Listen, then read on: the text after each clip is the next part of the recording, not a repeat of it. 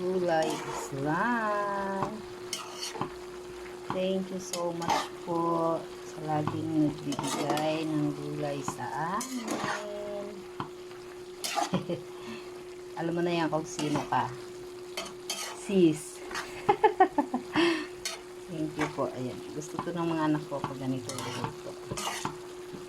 Kunting sabaw. Pangpabasa-basa sa kanin at least. May gulay. Ayan. May sahog na durog. Huwag muna. Para dumami, durugin muna. Hindi. Charot. Giniling lang po yan. Ito na. Ito pa pala natin.